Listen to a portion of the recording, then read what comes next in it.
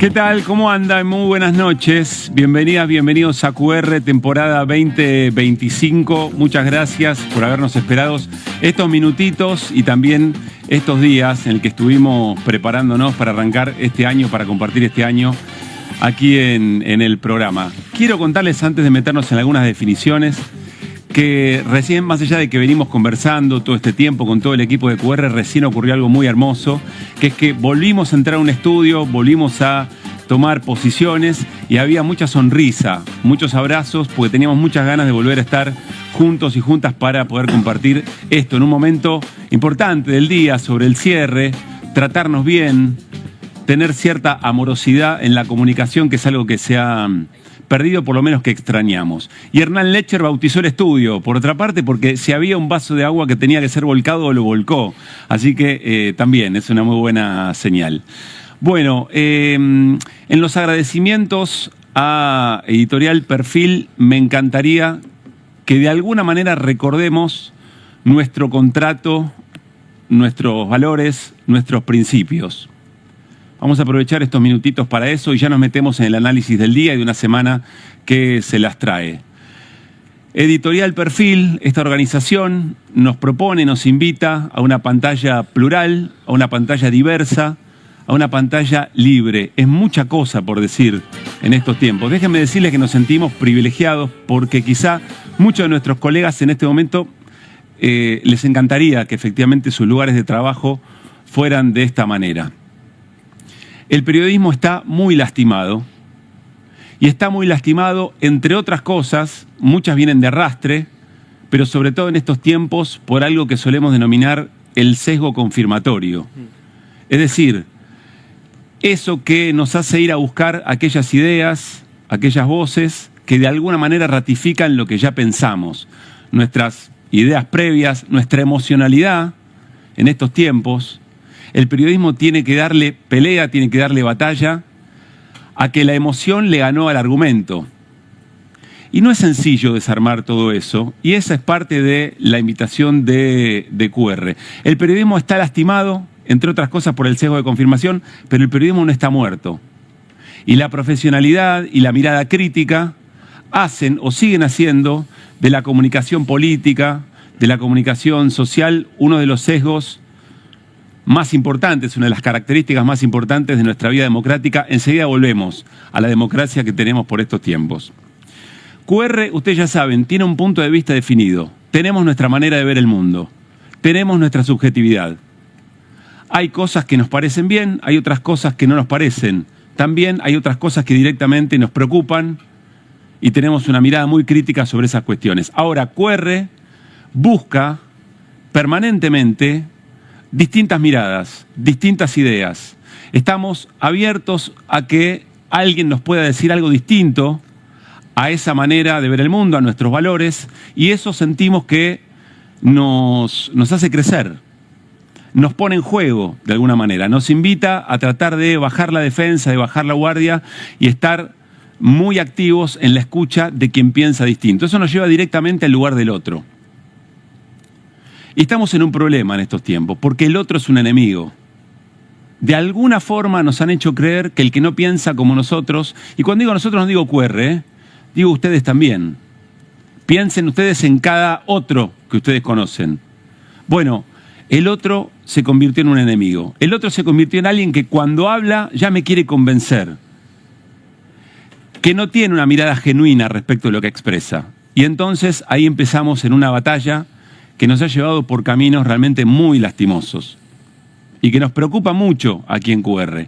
Por eso en QR, o nos encantaría que QR vuelva a ser en este 2025 un lugar de encuentro y un lugar para volver a preguntarnos quién es el otro y tratar de recuperar esa conversación, tratar de recuperar el espacio público de debate que está tan lastimado como el periodismo, y probablemente haya una relación muy directa en ese sentido. Y en QR hacemos todo el tiempo muchísimos esfuerzos para que esas otras miradas, esas otras voces estén acá y sean parte de nuestro programa. ¿Para darles la razón? No. Para tratar de compartir y para tratar de ver si podemos sacar algo en común. ¿Cuál sería nuestra gran fantasía, nuestro gran sueño?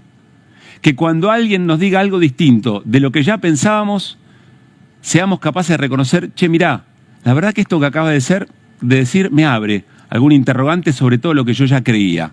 ¿Por qué nos importa tanto? ¿Estamos exagerando el gesto? No, porque nos parece que eso es algo a recuperar para tratar de sacarnos de esa polarización que nos ha llevado por lugares muy complicados.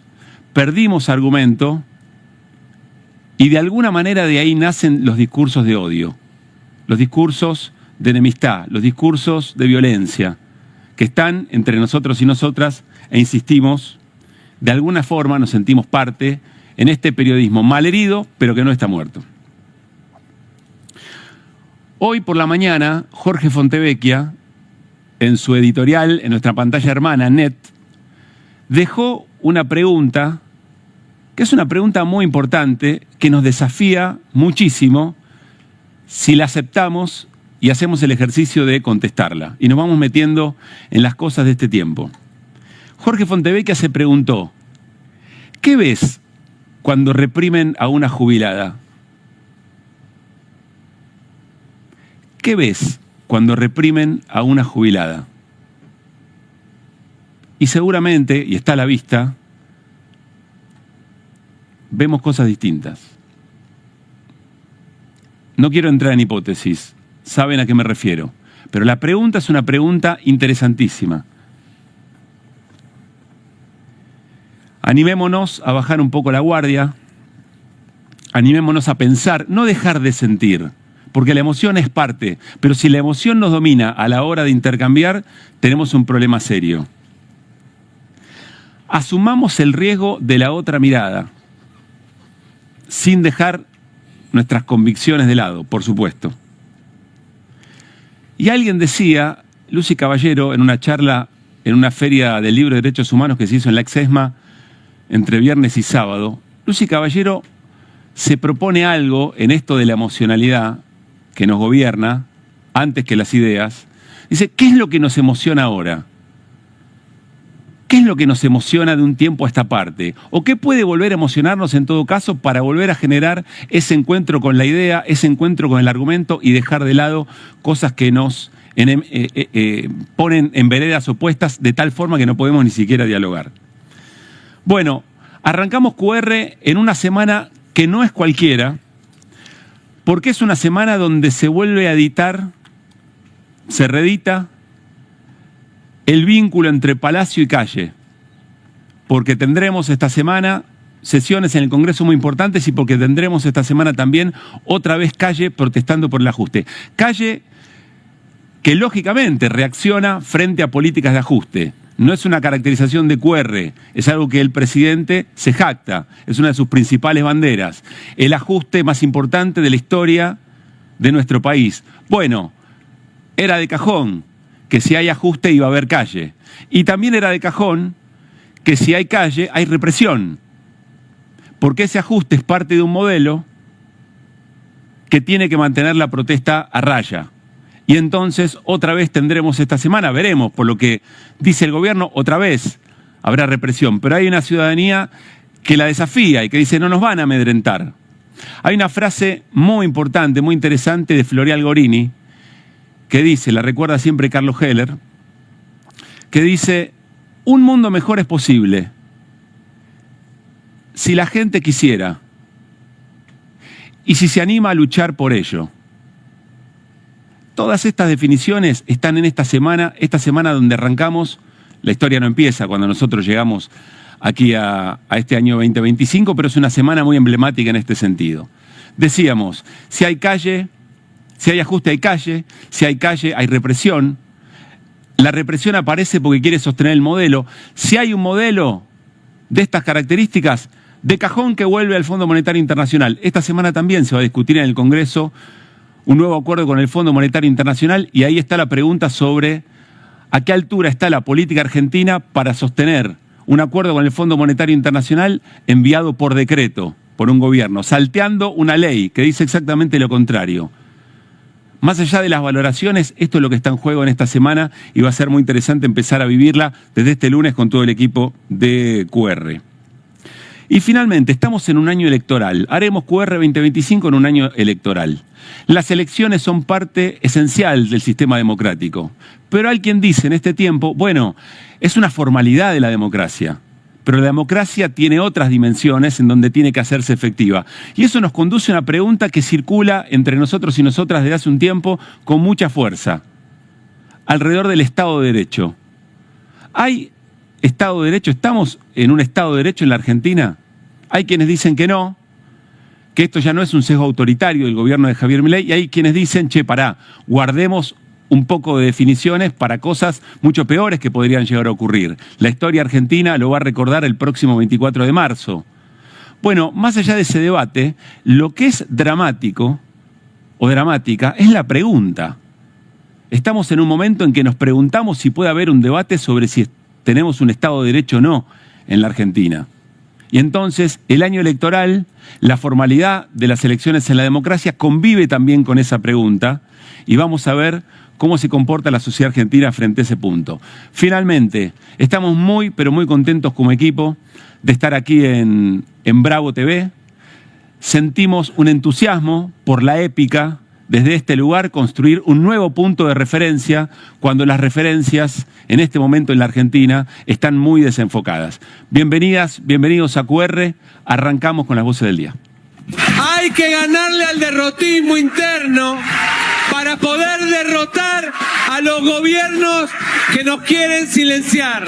Un acompañamiento afectuoso a la industria del cine argentino, que como todos saben, está atravesando una situación muy difícil debido a la horrenda política cultural dispuesta por el presidente de mi país. Fijamos fecha para el 10, la mesa conducción, pero hay que hacer el plenario el día 20.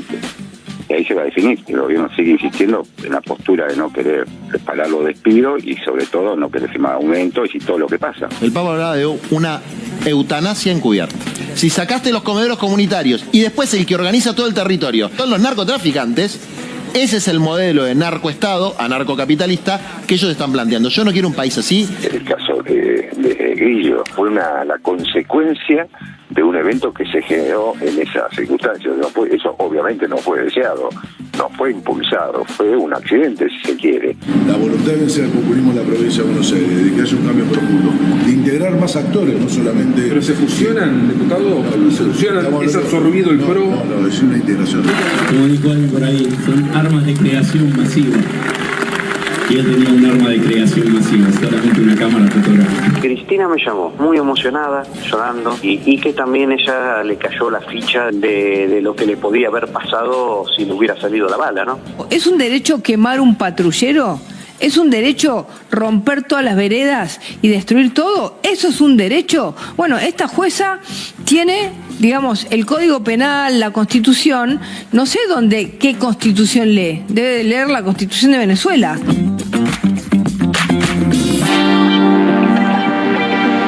Bueno, son voces de las últimas horas, podrían ser de todo un año en un país normal. En la vida política de un país son voces de las últimas horas, como solemos recoger en cada arranque de QR. Salud la barra, ¿qué dice, equipo querido? Hernán Lecher, ¿cómo estamos? ¿Qué tal? Muy Hola, bien. Irina. Hola. ¿Cómo estás? Muy contenta. Bienvenido, Mauricio Caminos. Muchas gracias, ¿cómo estás? ¿Cómo está? ¿El cartel de No soy Pablo Ibáñez ya salió? No lo vi. Todavía no.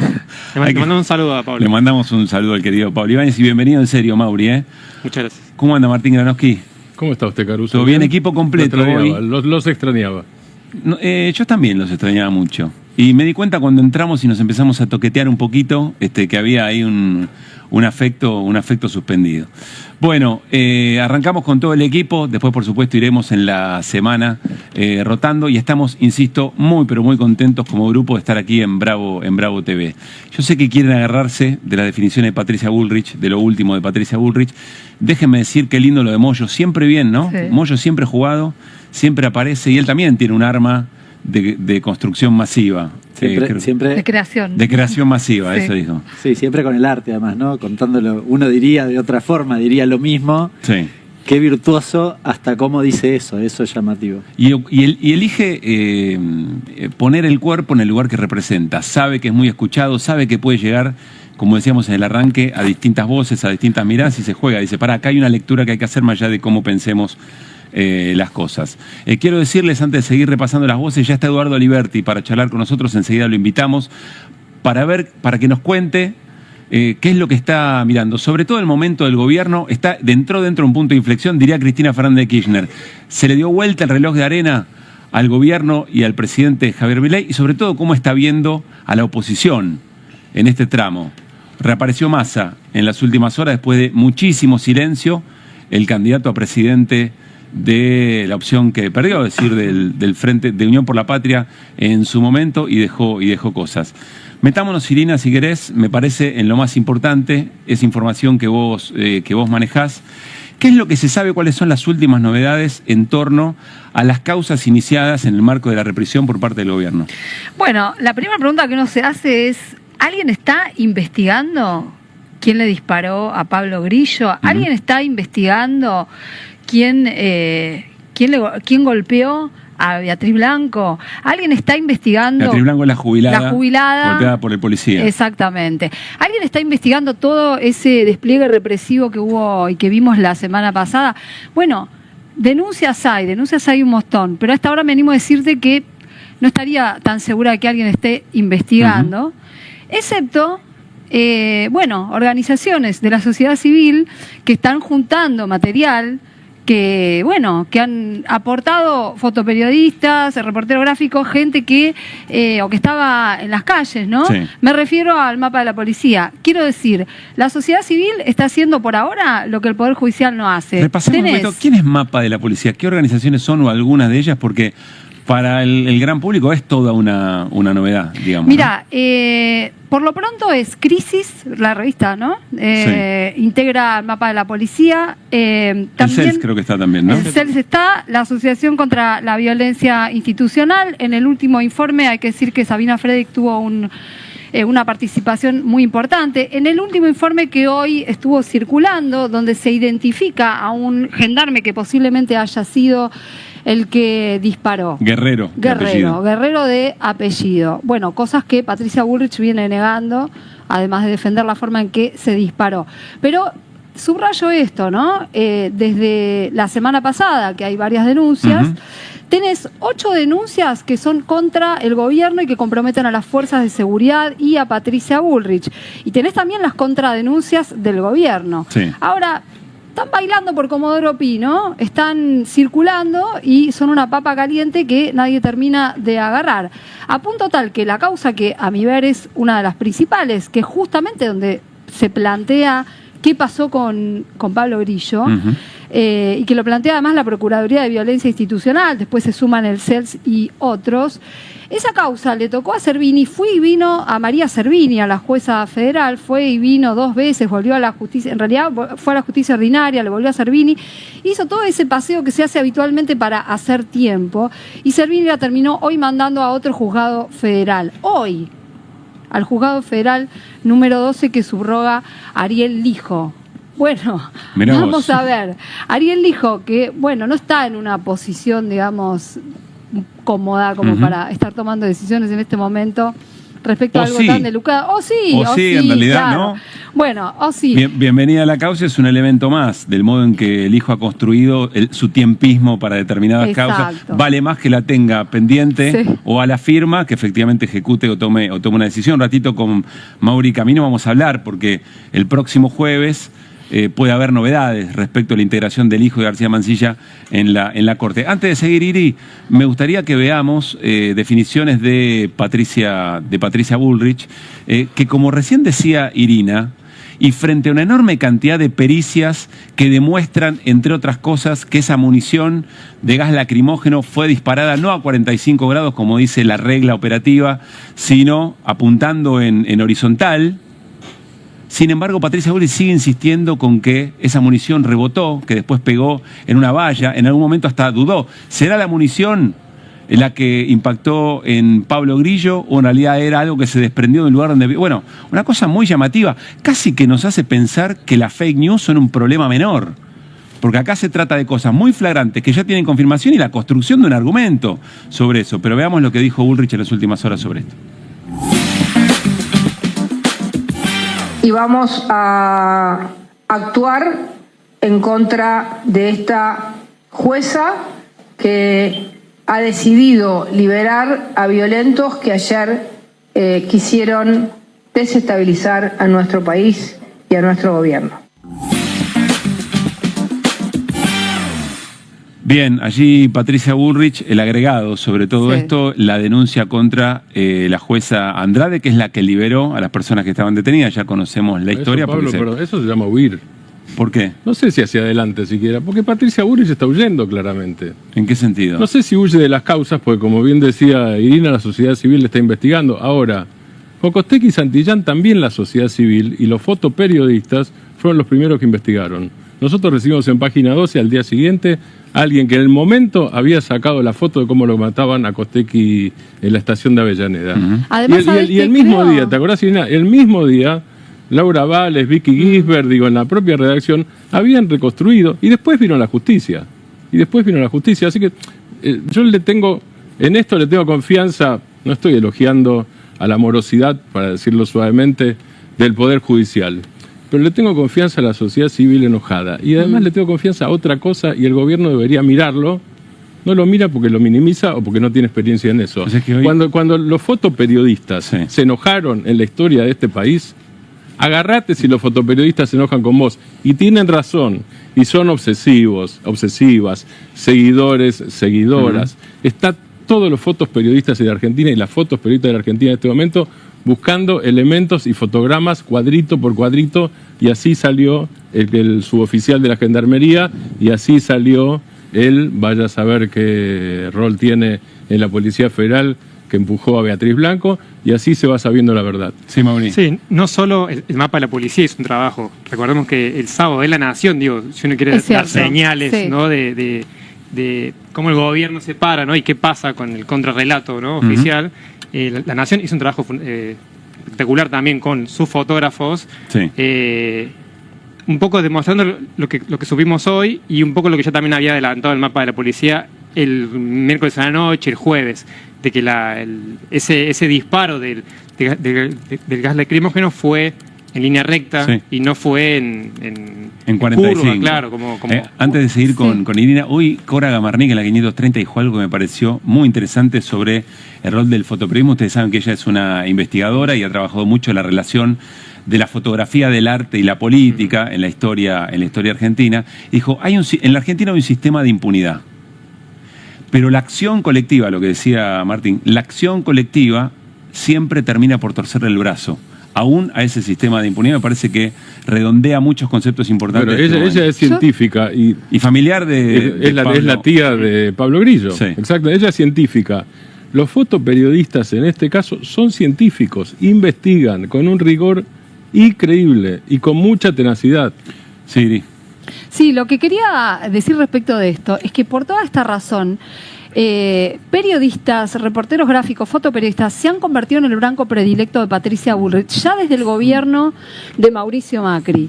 ¿Qué quiero decir con esto? Desde esa época, vos ibas a una movilización y la policía, la Fuerza de Seguridad en general, les apuntaban a ellos, heridos, detenidos, periodistas. El año pasado, el Centro de Estudios Legales y Sociales hizo un relevamiento, por lo menos 50 periodistas heridos en movilizaciones. Estamos hablando de las personas que podemos dar cuenta de qué es lo que hace la Policía Federal, la Gendarmería, la Policía